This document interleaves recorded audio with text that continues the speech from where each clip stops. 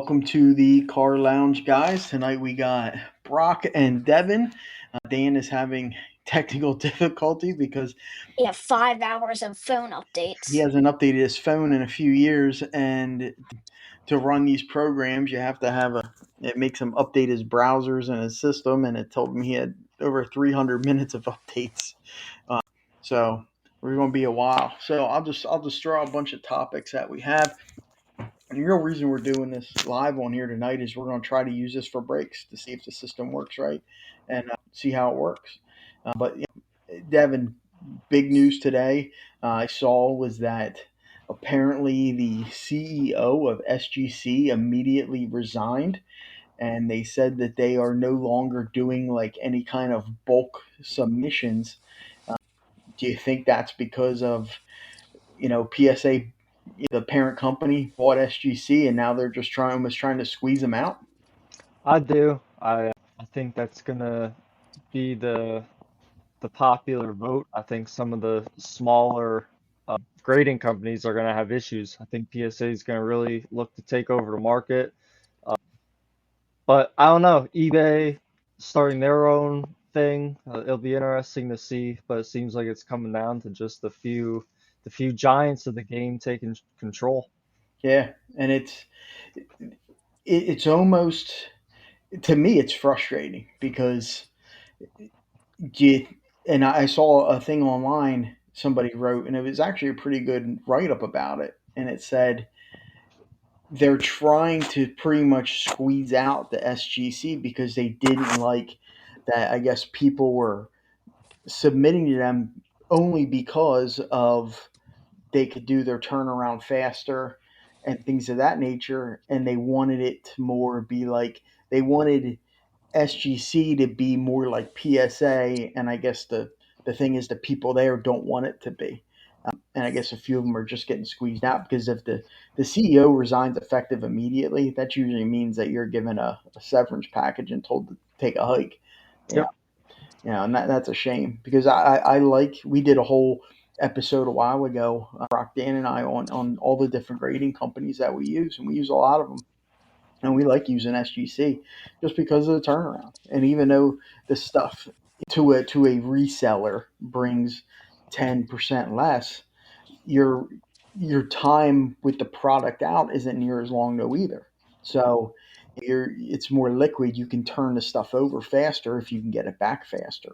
Because I don't know how many times we sent stuff to PSA through, like, say their bulk submission, and it takes 3 months to get it back, and by the time you get it back, the market on that person tanked already, and you missed your time frame. Do you think a lot of this is whenever you go to PSA, if you pay them more money, they turn it around faster?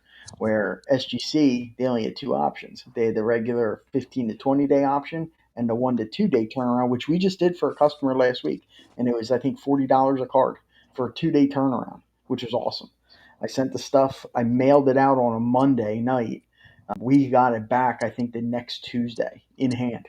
So in 8 days, we had the cards graded and back. Do you think that's part of it too? Is they're just trying to say, hey, we don't want this competition. We want everything to be like this, and we know those people will come up. Yeah, I also PSA I know likes to upcharge on cards. I know me and you talked about it before. Sending a card, not really quite sure its value, maybe not sure it's gonna grade a 10 and does grade a 10, and next thing they're trying to upcharge you a couple $100 for your card back. I think that's part of it too. It's just like you get rid of the companies where they do the bulk submissions because they want to maximize the value on each graded card. So I don't know. I'd be curious. I'm curious to see what it does to the pop counts. If there's less people grading cards, are there going to be, less, more pop ones, and less of the some of the sevens and eights because people are going to be a lot more picky grading. Yeah. Interesting to see. Do you think now, where it's been lately, it's been PSA, you know, and a lot of the numbers what I'm reading are totally skewed because they're doing so much Pokemon stuff now. Hmm. So actually, the sports cards numbers and everything are dropping. Yep. Pokemon's going up. So you got SG or PSA, and then was it CGC is like number two right now. They almost came out of nowhere because I think they always did a lot of Pokemon stuff, but now people are sending their sports stuff into them too. We've never dealt with them. And then you got SGC and Beckett. Do you think some of those other ones, if say SGC starts getting somewhat whitewashed or eliminated, do you think all those people are just going to simply go to PSA, or do you think these other ones are going to start gaining a little more ground again? Because 5 years ago, Beckett was number one, by far, and now they're had a little I scandal, think, and now they're number four. yeah, I think it'll depend on maybe some partnerships. I know GameStop is now with PSA.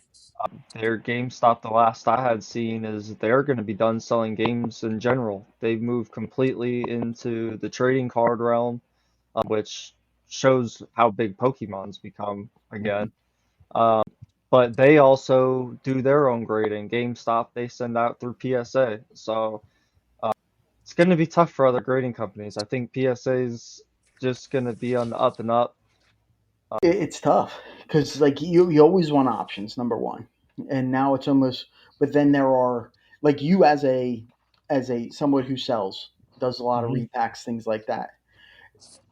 Are you like a PSA or the highway type guy, or For is it? the most part, yeah, for the most part, for me specifically, I like the eights and nines. Mhm, I like the PSA for the value, but the number doesn't always justify the card. Just because the card grades an eight, depending on the card, it still sells like a nine. mhm. So yeah, so I buy personally PSA more than anything else. If I buy Beckett, it's mainly authenticated autos. Got it. But other than that, it's a lot of PSA stuff. But I like the eights and nines, the tens, obviously. Great resale price, but also a little on the pricier end. Now, if somebody comes to you with say Beckett or FGC, are you more of like you just don't want it because of, or will you pretty much always take it and then say, hey, maybe I could, if you really don't like it in that slab, you could crack it or sell it raw or or send it in the PSA, or are you just pretty much like if people come to you, is it like I don't want to say turn your nose at it, but will you turn it away because it's not in PSA? I won't turn it away. I think it's on an on-card basis.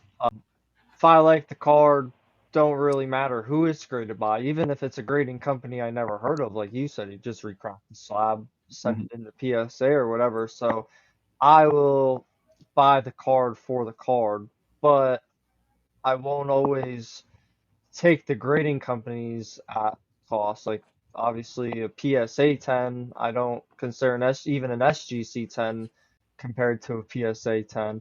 So I'll look at added it through a different market, but I will still buy the card if I like it. Now, Personally, for me, like my PC, I like a lot of SGC stuff. So I'm like, I like to resell PSA, but I personally, the SGC, the black slabs, I like that look. Cedo. now, you said something there a little bit ago, but like, why do you think like a PSA 10 and an SGC 10 don't match up, or a Beckett 9.5 or a Pristina Black Label 10? Why, with how what we've been hearing and we've sent stuff in, with how Mhm. inconsistent sometimes PSA is, why does a 10 not equal a 10 somewhere else? Is it just a name? I, yeah, just like everything else, it's just opinionated. I think a lot of people on the internet, like it's PSA or die. So most people in general, like that's kind of what they follow by is Mhm. you don't want to be the one that's buying SGCs or SGC 10s at PSA 10 prices if you don't have to.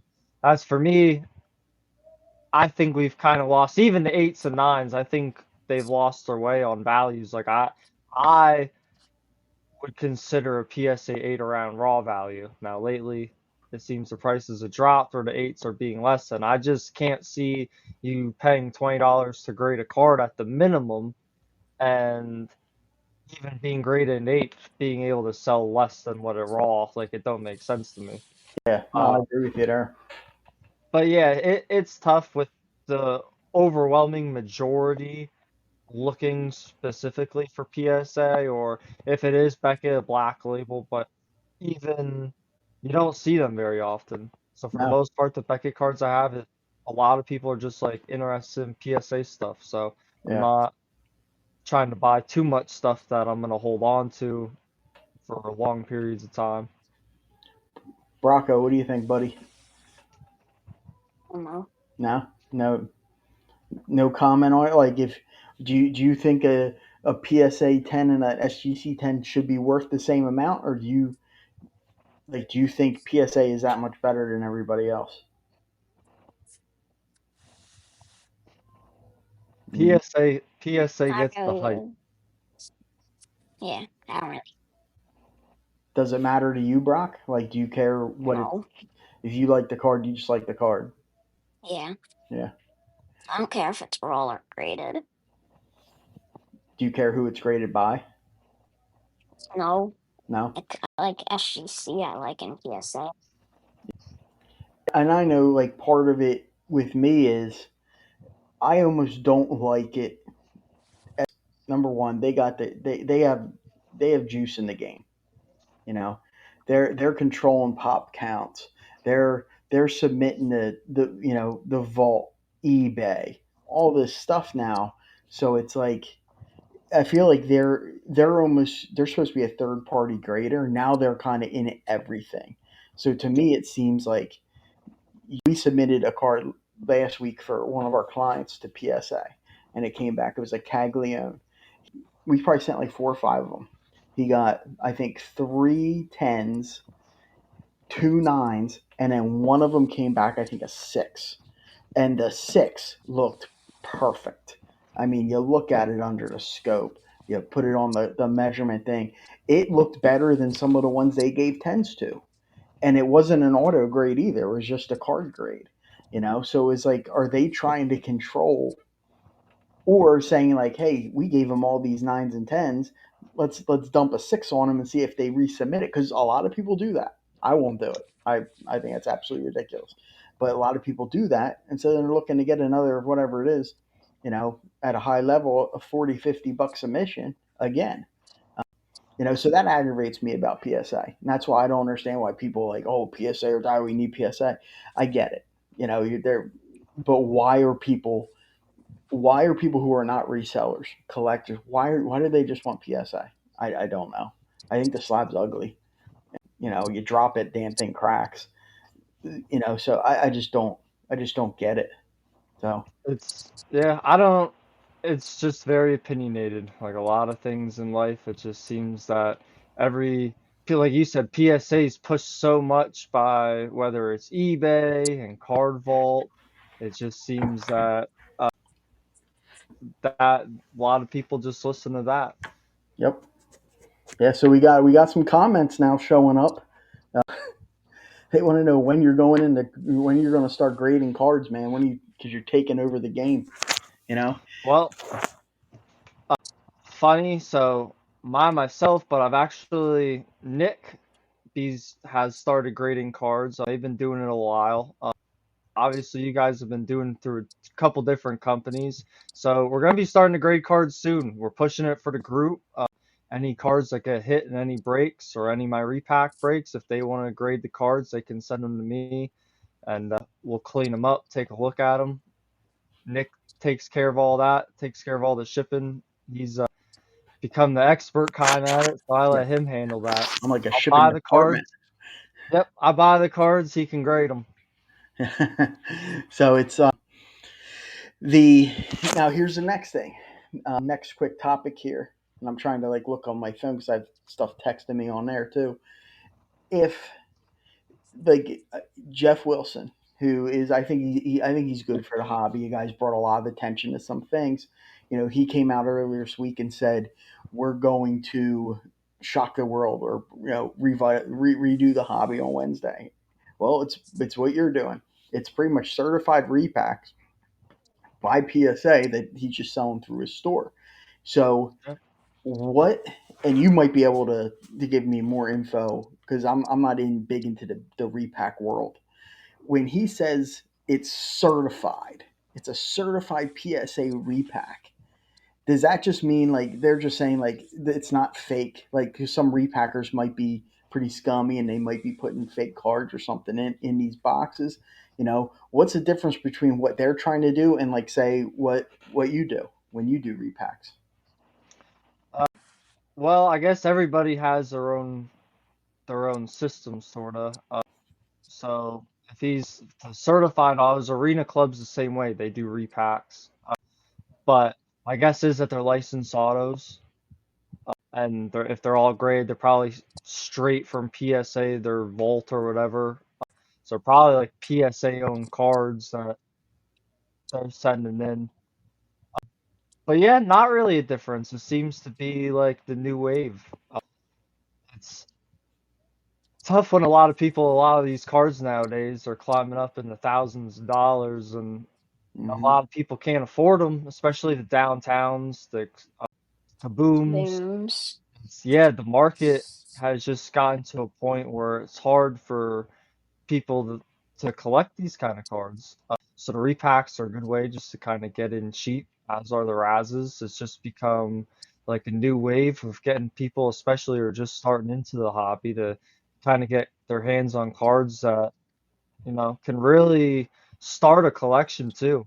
$1,000 card, if you sell, could really get the ball rolling. Like we talked about before, all it takes is a little snowball effect and things can build astronomically. Yeah, no doubt. Now, do you think that repacks will almost, if they get even more popular than what they already are, do you think that will cause prices of, say, boxes to go down, or will it cause them to go up because more people are going to keep trying just buying cases to do repacks? Yeah, I think both. I think the repacks are good for the hobby because it does keep prices so high. The reason why these cases hits are so expensive is because everybody's looking to do the repacks and all the repackers are buying them for. So prices are super competitive, whether it's on eBay, Facebook, whatnot. Prices are super competitive, and that's because of the repack. Same thing with a lot of the high-end autos, the Flawless, the Immaculate, the National Treasure. It's hard as just a regular hobbyist to spend a couple $1,000s on a box of cards where you only get a few cards. But if you're guaranteed to be able to at least sell those cards to a repacker, uh, extremely high value, more than the common 80% that most people offer, it brings a different game to the hobby. Yep. So hopefully we can try to get Dan back on here. Maybe real quick we can get another one in next week. I think Dan's away. He's on vacation. We're going away for a few days. Devin pretty much has card shows now. It seems like 7 days a week for the next 6 months, which is a good thing. So if anybody you're watching out there, Devin, tell them where you're going to be in the next few weekends. Plug yourself. Yeah, so Saturday I'll be up at the Scranton Wilkes-Barre Yankees Stadium. The Pocono Show is hosting a show up there. It's close to about 80 tables, almost majority of sports. So I'll be down the third base side. I have three tables. You can come check me out. August 8th, 9th, and 10th, I'll be at the Palmer Park Mall in Easton, PA. That's a 3-day show right on the Easton, Bethlehem, and Jersey border. Uh, so that show has close to about 70 tables that's sold out. There's a card shop in that mall that's excellent. And then I'll be with you guys August 17th at Blackjack's Bar. Woo-woo. Cool. Cool, man. So, is there any like the one you're doing this weekend at Scranton Stadium? Is there any? What's like your showcase piece that you're putting out? So I have a few right now. I have an Illusions rookie Josh Allen RPA that I've been holding on to for a little minute. So that's something that I'm pretty actively looking to move before the season starts. Oh, I bet that's sweet looking, Uh, man. yeah, so that's one of the big ones. Got a few case hits. Peyton Manning, Dragon Scale, PSA 10, some cool stuff. But other than that, I'm just kind of excited to get to meet some new people and kind of push the group a little bit with the breaks upcoming and that. Got some Definitely. new business cards made and just hoping to keep growing. Yep, that's the goal here. So, guys, like Devin said, we're going to be doing some breaks. Right now we're like the last week of July. We're probably going to wait until like first week of August or so to do them. We'll start posting those. You can go to Roth's Razes on Facebook, join the group. That way you can partake and watch the breaks. And then we'll be posting how to get in the breaks. Go to palsportscards.com. You go on there, and that's how you'll take care of ordering your team, everything like that. It'll show you all the different breaks that we're going to do. We have some good things coming forward here. A few good breaks here in the month of August for you with a bunch of new product. So that's pretty much it for tonight, guys. I mean, just a quick night, seeing if we can get everything integrated here with Facebook, and it looks like it went off. We had a comment or two showing up, so looks like it worked. So now our goal is to just fix Dan and get him to be able to get on here. He's supposed to be running this show, and he hasn't done an update in 5 years. So Yep, you we know, got about 5 years worth of updates and 10 years worth of emails for him to clear out before he can join us. yeah. So hopefully he can get that in. So all right, everybody. Thanks a lot. Thank you guys. See you, Brock. See you, Nick. See ya. See ya. All right.